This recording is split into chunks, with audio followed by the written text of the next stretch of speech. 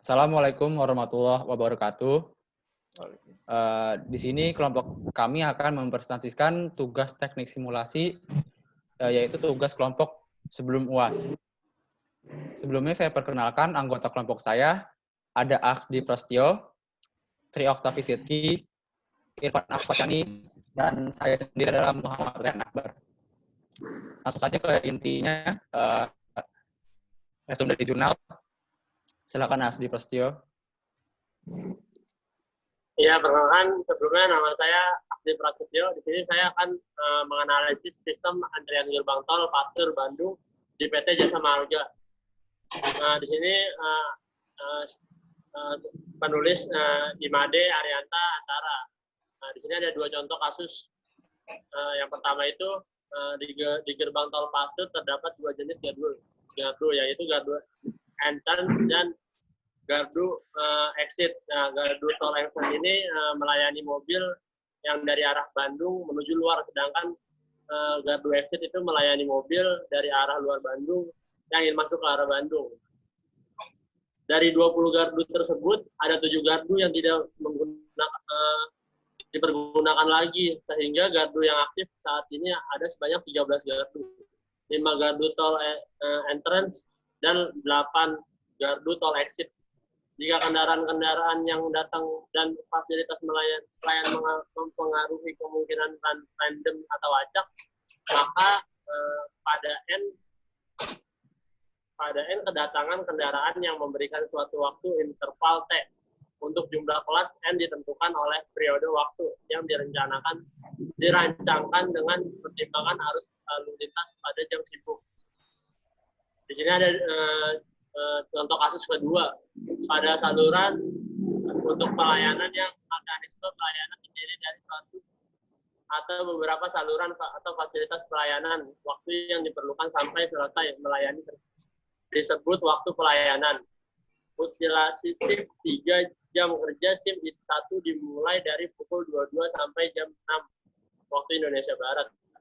Dengan jumlah gardu yang aktif sebanyak 8 gardu dan utilitas yang diperoleh sebesar 7,403%. Hal ini dapat diartikan bahwa performasi kerja sistem masih kurang baik. Gerbang tol Pasteur merupakan salah satu gerbang tol yang dapat dikategorikan padat yang ada di kota Bandung karena merupakan pintu akses para wisatawan yang akan masuk ke kota Bandung. Nah, di sini ada kelebihan dan kekurangan dari sistem analisis ini. Di sini saya menemukan satu kelebihan saja, yaitu menggunakan model single channel atau single phase, single fase. Selanjutnya, dua lagi ya? Iya. Yang kedua ada analisis antrian servis motor di dealer resmi. Penulis Erwin Widianto, Tejo Kusumo. Di sini ada permasalahan yang terjadi di dealer tersebut, yaitu menentukan jumlah pit yang optimal untuk mengatasi antrian servis yang sangat banyak. Untuk mengetahui jumlah pit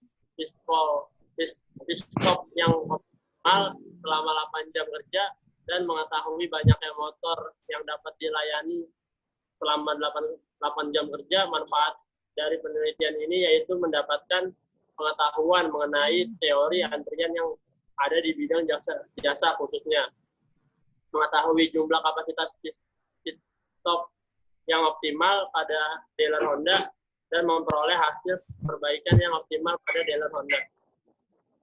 Lalu konsep dalam antrian ini adalah konsep antrian yang sering digunakan adalah konsep antrian FIFO, yaitu antrian FIFO itu yaitu antrian yang masuk pertama akan dilayani terlebih dahulu dan begitu seterusnya.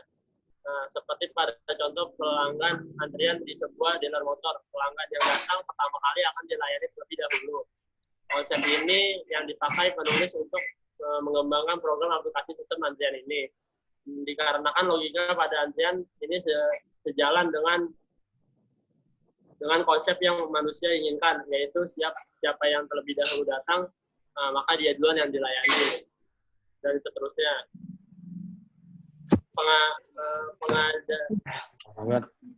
Pengendalian dapat diartikan sebagai kegiatan yang dilakukan untuk memantau aktivitas dan memastikan kinerja sebenarnya yang dilakukan setelah sesuai dengan apa yang direncanakan. Berdasarkan data statistik dan pengamatan yang dilakukan didapatkan hasil pengukuran yang seragam. Itu artinya tidak ada data yang beredar di luar batas kendali. Dengan sistem kerja 8 jam per hari, maka yang dapat dilayani ada 69 customer. Setelah melakukan penambahan total entities, dealer, servis Honda, Basuki Motor sepanjang dapat melayani 14 motor per harinya. Kesimpulannya, hasil yang diterapkan pada servis dealer Honda servis dealer Honda sepanjang dengan menggunakan 4 stop kurang optimal karena masih ada pelanggan yang belum bisa ditangani oleh mekanik mereka. Nah, di sini saya menemukan 2 kelebihan saja. Yang pertama itu menggunakan simulasi software per model 17. Terus yang kedua terdapat output simulasi software per model 2017. Di sini kekurangannya sih saya tidak menemukan. Lalu, boleh lagi ya? Boleh. Cukup. Gua aja. Di sini saya akan menjelaskan jurnal yang berjudul Analisis Sistem, Antrian, dan Optimalisasi Layanan Teller. Penulisnya Petrus, Lajor, Ginting, dan Raharjo. Di dalam jurnal ini terdapat abstraksi yang saya simpulkan.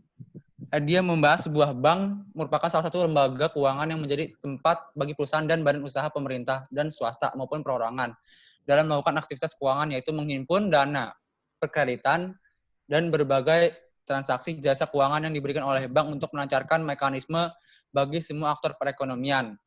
Dari penjelasan data di atas, maka penelitian ini mempunyai hipotesis kedua, yaitu berikut H2, pola pelayanan nasabah oleh teller berdistribusi eksponensial. Hipotesis ke sumbernya Hapsari 2013, Heiser tahun 2005, Skurder tahun 1989 yang dikembangkan untuk penelitian metode penelitian. Yang menjadi objek dalam penelitian ini adalah Bank X, yang merupakan salah satu bank pemerintah dan menjadi populasi yang digunakan dalam penelitian ini adalah seluruh jumlah kedatangan pelanggan pada setiap teller, di mana pengambilan data statistik dilakukan pada saat jam kerja. Dan dalam hasil perhitungannya, analisis ini dengan menggunakan software POM atau QM for Windows versi 3.0. Setelah hasil pencari jumlah kedatangan orang persatuan waktu dan jumlah rata-rata orang yang dilayani persatuan waktu diketahui, maka selanjutnya adalah menghitung hasil yang didapat dengan menggunakan software POM atau QM for Windows ini. Yang didapat, yang semula itu servernya ada 0,74 per menit menjadi 0,37 per menit. Yang artinya periode sibuk itu sebesar 74% menjadi 37% dan waktu menganggur selama jam pengamatan yang semula 26% menjadi 63%. Jumlah rata-rata orang dalam antrian yang 1,31 orang per menit menjadi 0,00 orang per menit. Lalu di sini ada kelebihan dan kekurangan dari jurnal tersebut. Saya mendapatkan kelebihan dari jurnal tersebut adalah terdapat perbandingan pada saat menggunakan software POM atau QM for Windows Waiting Line versi 3.0. Lalu kekurangan dari jurnal ini adalah hipotesis penelitian yang digunakan hanya untuk meneliti secara umum dan tidak meneliti pada jumlah total biaya. Yang ini ada lagi jurnal yang berjudul Analisis Sistem Antrian Pelayanan Nasabah Bank X Factor di Semarang. Penulisnya adalah Priska Rismawati Arum, Sugito, dan Yusiana Wulandari. Nomor ISSN jurnal ini adalah 2339-2541. Yang dibahas dalam jurnal ini adalah populasi yang tidak terbatas merupakan pelanggan yang tidak terhingga. Contohnya dapat dilihat pada suatu supermarket. Karena jumlahnya tidak terhingga, maka ukurannya steady state, misal adalah jumlah rata-rata pelanggan yang datang ke tempat pelayanan per satuan waktu tertentu dan adalah jumlah rata-rata pelanggan yang dapat dilayani per satuan waktu tertentu. Maka faktor utilitas didefinisikan sebagai pembanding antara jumlah rata-rata pelanggan yang datang dengan jumlah rata-rata pelanggan yang dapat dilayani per satuan waktu. Dan kita bisa lihat di sini dalam jurnal ini kita bisa lihat kelebihannya, ada satu kelebihan dan satu kekurangan. Kelebihan yang pertama ini menjelaskan penggunaan software POM atau KeyM for Windows Waiting Line versi 3. Lalu kekurangannya keterbatasan sampel dalam penelitian ini hanya orang-orang nasabah yang melakukan transaksi pada bagian teller dan tidak dilakukan pada bagian lain. Oke, di sini pada jurnal kelima ini ada penerapan teori antrian pada pelayanan terbang X pada kantor cabang pembantu Puri Sentra Niaga dari penulis Nia Puspitasari dan kawan-kawan dengan nomor ISSN 2339-2541. Nah, di sini bisa kita lihat antrian terjadi karena jumlah pelanggan yang datang melebihi jumlah fasilitas pelayanan yang disediakan sehingga pelanggan yang datang tidak bisa segera dilayani karena kesibukan pelayan. Nah, dari hasil analisis ukuran steady state kinerja sistem dan uji kecocokan distribusi yang dilakukan dapat diketahui model antrian nasabah adalah DD garis miring atau model ini menunjukkan bahwa jumlah kedatangan mengikuti distribusi Poisson dan waktu pelayanan mengikuti distribusi general. Nah, pada jurnal ini menjelaskan bahwa jumlah loket pelayanan teller yang beroperasi adalah 2. Disiplin pelayanan yang digunakan adalah FIFO, yaitu nasabah yang datang lebih dulu akan dilayani lebih dulu, serta jumlah kapasitas pelanggan yang datang dan sumber pemanggilan yang tidak terbatas. Nah, lalu number in menunjukkan jumlah nasabah yang datang dalam satu hari. Number out menunjukkan jumlah nasabah yang terlayani. Dalam jurnal ini, waiting time menunjukkan waktu tunggu nasabah dalam satuan jam. Number waiting menunjukkan jumlah nasabah per jam. Number busy menunjukkan tingkat kesibukan pelanggan. Model ini memiliki distribusi kedatangan Poisson dan distribusi pelayanan general. Next. Nah, pada jurnal ini dapat kita lihat kelebihannya yaitu penerapan metode yang cukup lengkap untuk penyelesaian masalah. Namun dalam penelitiannya dibutuhkan data yang benar-benar real time. Jadi artinya data yang selalu terupdate, jadi sangat rentan dengan perhitungan yang miss apabila waktunya tidak tepat.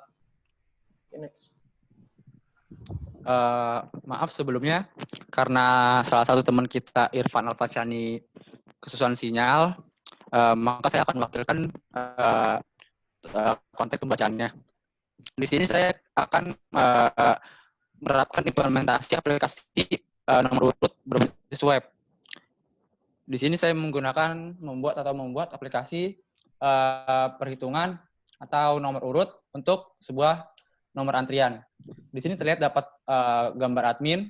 Bisa kita lihat pada gambar di atas. Gambar di atas menunjukkan bahwa halaman utama admin yang mana fungsinya adalah mengatur jumlah loket yang ingin dibuka. Kita bisa lihat di sebelah kanan gambar ini, kita bisa memilih berapa jumlah loket yang akan kita buka untuk antrian yang akan datang. Dan pada gambar sebelah kiri kita terdapat angka tombol biru next yang berfungsi sebagai pemanggil nomor urut berikutnya. Jadi sebelum memanggil, kita ada halaman selanjutnya yang akan bisa memilih nomor urut berapa dan bakal ada di loket berapa. Nah, ini adalah maksudnya halaman yang saya tadi jelaskan tadi. Di sini kita memilih, misalkan nomor urut 7, kita arahkan ke loket 2. Nah, akan dipanggil ke halaman admin yang sebelah sini. Next, dia akan dipanggil dan akan masuk ke dalam sistem display yang ada di sini. Kira-kira cara kerjanya seperti itu. Kurang lebihnya mohon maaf. Sekian dari kelompok kami. Wassalamualaikum warahmatullahi wabarakatuh.